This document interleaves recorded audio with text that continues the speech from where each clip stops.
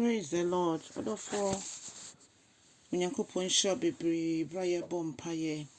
Odomfo paye da wase den so de akyeye. Awurade se ye hwe ne ye hu ne kaka ne pa onyame wo ya. Abra adwene ne ntiase so. Wona madon so e de yenko akyeye na made pa akyeye na. Awurade se da wase. Enenso nyame nkronkron fa wakwan. Awurade kyerɛkyerɛ yɛn wakwan na ye bra ye beti ase. Itimi anante o han no mo ewo Jesus Christ dim ne abompaye. Hallelujah. Odofo me ma wakwa babiom de bauti asese ndwumede so. Ye be fa kinkan so efe Adiyisɛm etieduo ba akon. Ne chichim ba kokosie num.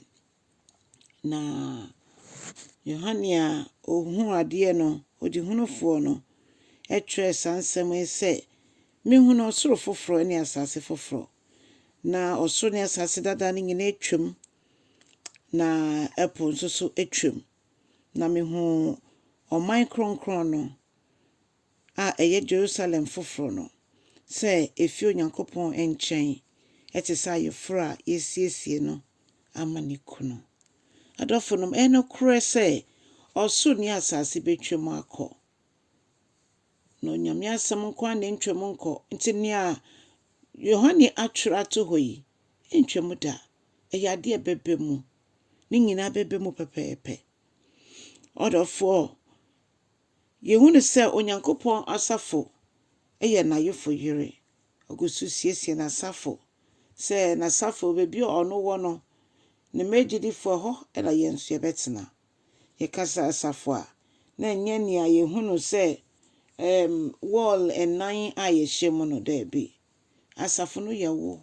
asafo no yeme ebi se ye nyina ye Kristo Yesu ni nipadua ne fafafo eno nti oti ye mu na yensu yeti ne mu bebi a yebefa bia ye ne no sense ye carry ono Yesu ne han ne ti ye mu ti bebi ebedu bia yetwa se esum eyira na de ba kwa mepese ye hu ne se osoro betwem asase betwem na heaven so eye real eye dia ewo ho ampa ena obonsam gem nso sa na me yento aso na osimiti enne kese bi se efri Onyankopon ahenwa no enim ena ekasa hwe Onyankopon fie abetena nipemu na obepepa nipa ni hu ni so nyinara obepepa nipa ni hu ni so nyinara na wameyeni aje hono mo yare ni ho owo ni ho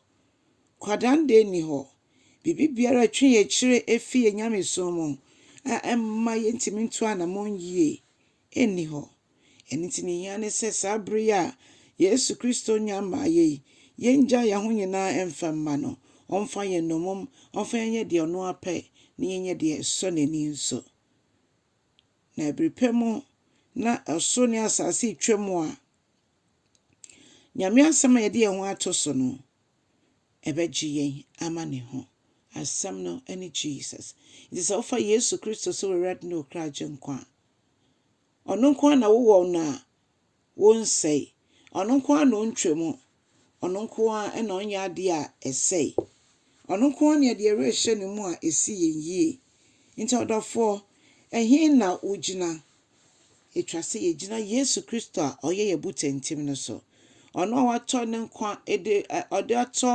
ode ye ne nkwa ache yen na wato ne han no ato yen so enkwa ye wo Awurade mu no kai hu se eno ne Onyankopon han a eda me ne wo yeso heaven ewo ho owonsam gem nso ewo ho emu de ehin na wofa kai se Onyankopon se obi oye motro mojo de obefine num oso be ya hia ye hye eni wiasefo ntwe nkoyo na ejidifo konso a oni omo akọ da bi yema ye you enye you ne ye da bi enye da bi menipa nyina ehu wo gina brese bebi ode wo nan esi ena ba sanya nkomo bia no bi de be abehye wo efise onim se wonfa wo ho emforefore ne emetesa basa nipa no ehu wo gina bredi a ene bibi obenye bi ode beba wakwan mu odofo moma yen sipi ewe Awurade mu yɛmfa yɛn nan